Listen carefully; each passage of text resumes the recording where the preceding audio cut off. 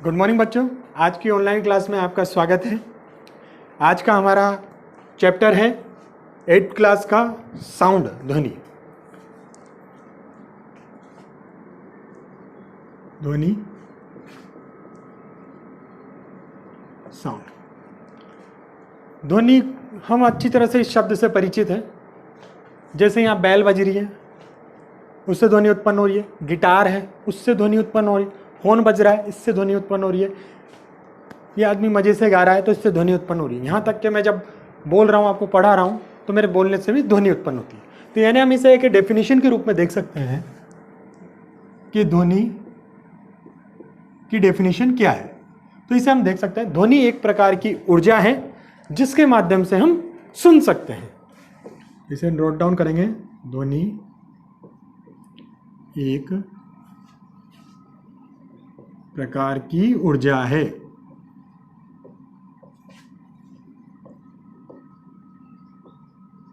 जिसके माध्यम से हम सुन सकते हैं। अब ये जब ध्वनि इससे हम सुनते हैं तो ध्वनि उत्पन्न कैसे होती है। तो जब ये आता है कि ये उत्पन्न कैसे हुई ध्वनि, तो इसका एक कंसेप्ट है कि यानी ध्वनि की उत्पत्ति। तो यानी ध्वनि की उत्पत्ति कैसे हुई, तो इसका एक आंसर है कंपन। यानी ध्वनि की उत्पत्ति कंपन द्वारा होती है। यानी आप देखिए, जैसे मैं डस्टर से ब्लैक बोर्ड पे मार रहा हूं तो इससे टकराने से साउंड यानी वाइब्रेशन हो रहा है, इससे ध्वनि उत्पन्न हो रही है। इसके अलावा मैं ये स्केल को देखा नीचे बढ़ गया तो इससे भी टकराने से वाइब्रेशन उत्पन्न हुआ। ये मार्कर को टकराया तो इससे भी वाइब्रेशन उत्पन्न हुआ और ध्वनि उत्पन्न हुई। तो इस यानी माध्यम के कण को अपनी माध्य स्थिति से आगे या पीछे जाना, ऊपर या नीचे होना वाइब्रेशन कहलाता है या कंपन कहलाता है। अब हम देखते हैं टाइप्स ऑफ साउंड यानी ध्वनि के प्रकार। तो अब ध्वनि के प्रकार देखते हैं। जैसे ये घड़ी टिक टक की आवाज आएगी जब हम कमरे में अगर सब बंद कर दे दरवाजे और अकेले सुने तो टिक टिक की आवाज आएगी।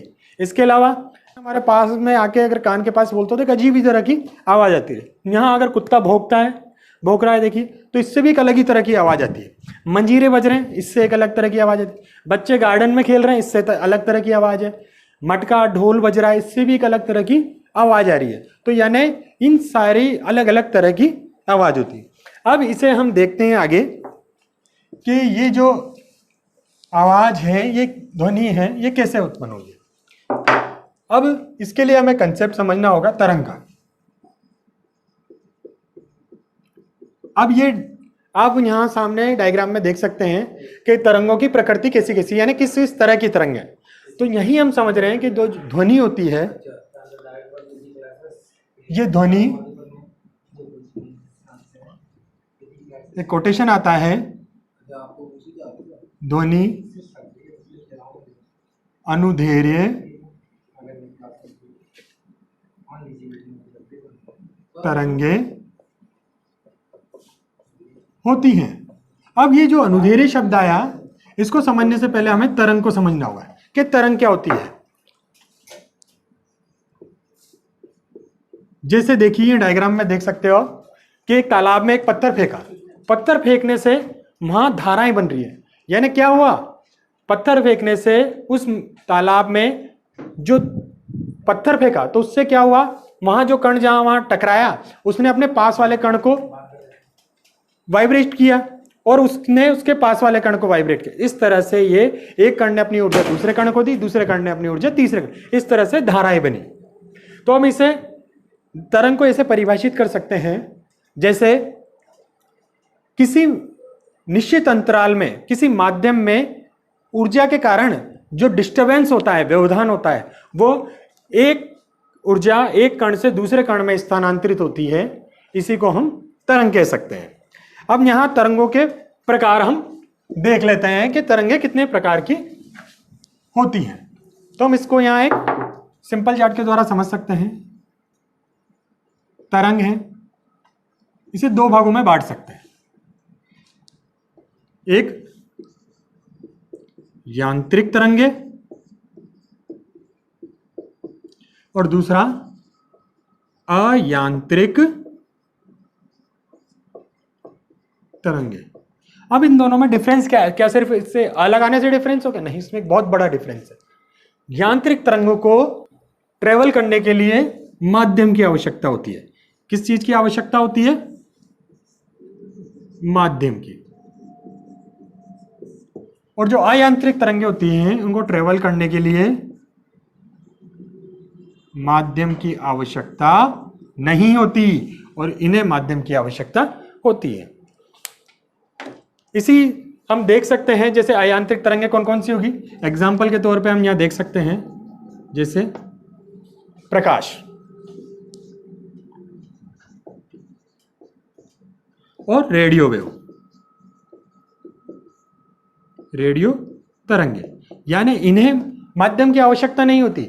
यानी जहां माध्यम नहीं होगा उसे क्या बोलेंगे? एक शब्द निकलता है, उसे बोलते हैं निर्वात। यानी जहां कोई भी माध्यम ना हो उसे बोलते हैं निर्वात। यानी ये तरंगे निर्वात में भी गमन कर सकते हैं। अब यांत्रिक तरंगों के लिए माध्यम की आवश्यकता होती है। इन्हें और फिर क्लासीफाई अपन दो भागों में बांट सकते हैं। पहला है अनुप्रस्थ तरंगे